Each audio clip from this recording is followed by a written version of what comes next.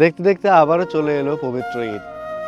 আবার একটি বছর পরে আমরা পবিত্র ঈদ কাটাতে যাচ্ছি। ঈদ মানে আনন্দ, ঈদ মানে খুশি।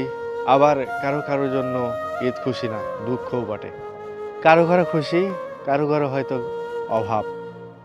তবুও আমরা একটা জিনিসই চাই, হয়তো একটু হাসি, একটু আনন্দ, প্রিয় মানুষ, প্রিয় পরিবারের সাথে একটু সময় কাটানো। তো যারা কষ্টে আছে তাদের সাথে আমরা চেষ্টা করব আনন্দটা ভাগাভাগি করে নেয়ার। এই ঈদে যদি পারেন, যারা কষ্টে আছে তাদের সাথে একটু আনন্দটা ভাগাভাগি করে নেওয়ার চেষ্টা করবেন। সবাই যার যার পক্ষ থেকে অন্যজনের মুখে একটু হাসি ফোটানোর চেষ্টা করবেন। সবাই যারা দূর দূরান্ত থেকে আসবেন, সবার জন্য রইল শুভকামনা। সবাই ভালোভাবে আসবেন, ভালোভাবে পরিবারের সাথে ঈদ কাটাবেন, আবার ভালোভাবে চলে যাবেন। সবার জন্য রইল শুভকামনা, সবার জন্য অনেক অনেক দোয়া ও অন্তরস্থল থেকে ভালোবাসা রইল। সবাই ভালো থাকবেন।